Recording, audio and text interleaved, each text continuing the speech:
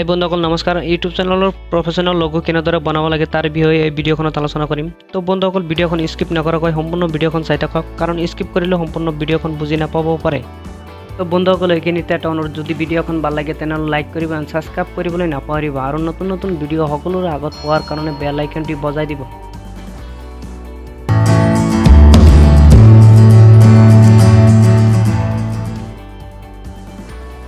তো বন্ধুসকল পোনপ্ৰথমে যাব লাগিব প্লে ষ্টৰত গৈ সাৰ্চ কৰিব লাগিব পিকচাৰ এইটো মোৰ আগৰ পৰা ইনষ্টল কৰা আছে তো মই ডাইৰেক্ট ওপেন কৰি লম ওপেন কৰাৰ পিছত দেখাব প্লাস আইকন ইয়াত ক্লিক কৰি দিব আৰু তলফালে গৈ বেকগ্ৰাউণ্ড সিলেক্ট কৰি ল'ব মই বগা বেকগ্ৰাউণ্ড সিলেক্ট কৰি ললো তাৰ পিছত বেকগ্ৰাউণ্ডখন ক্ৰপ কৰিব লাগিব ক্ৰপ কৰাৰ কাৰণে যাব লাগিব টুলছত যোৱাৰ পিছত ক্ৰপত যাব ক্ৰপত যাই পিনে স্কোয়াৰ সাইজত ক্ৰপ কৰি ল'ব ক্ৰপ বন্ধুসকল ক্ৰপ কৰাৰ পিছত যাব লাগিব টেক্সটত গৈ আপোনাৰ চেনেলৰ প্ৰথমটো আকৌ টাইপ কৰিব লাগিব মোৰ চেনেলৰ নাম যেহেতু ইউনিক আসাম তো প্ৰথমটো আখৰ হ'ল ইউ মই ইউ টাইপ কৰিলোঁ আৰু কালাৰখন বাছনি কৰি ৰাইট চিন মাৰি দিলোঁ পুনৰায় টেক্সটত আহি গেল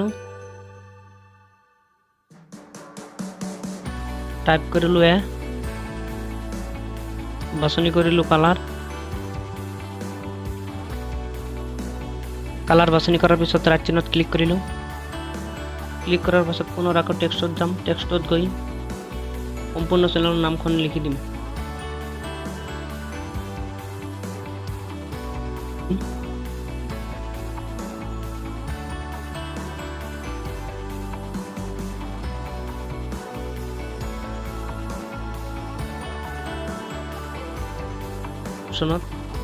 ইয়াত ক্লিক কৰি দিলোঁ ক্লিক কৰাৰ পাছত বেকগ্ৰাউণ্ডখন যেহেতু হোৱাইট কালাৰ আছে সেইবাবে হোৱাইট কালাৰখন সিলেক্ট কৰি ললোঁ তাৰ পিছত যাব লাগিব সেভ বাটনত গৈ এইটো চিহ্নত ক্লিক কৰি ফিল সাইজ কৰি অক মাৰি দিব আৰু ওপৰৰ আখৰ দুটা অলপ ধুনীয়া দেখাৰ কাৰণে ওপৰৰ আখৰ দুটা অলপ কাটি দিম সাইজটো অলপ সৰু কৰি দিম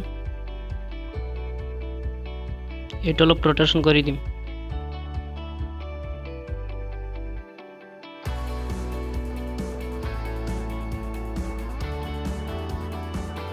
এটা অলপ ৰোটেশন কৰি ওপৰৰ আখৰ দুটাৰ ওপৰত বহাই দিম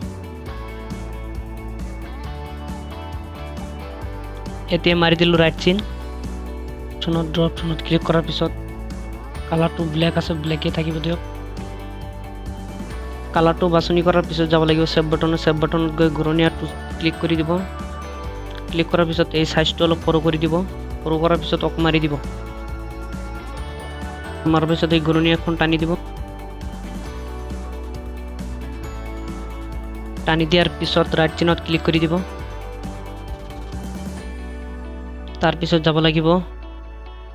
টুলছত গৈ শেপ ক্ৰপত ক্লিক কৰিব লাগিব ক্লিক কৰাৰ পিছত ঘূৰণীয়াত ক্লিক কৰি দিব ক্লিক কৰাৰ পিছত এটি মিলাই দিব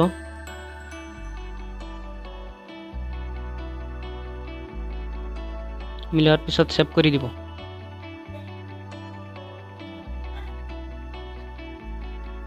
সেভ টু গ্যালাৰি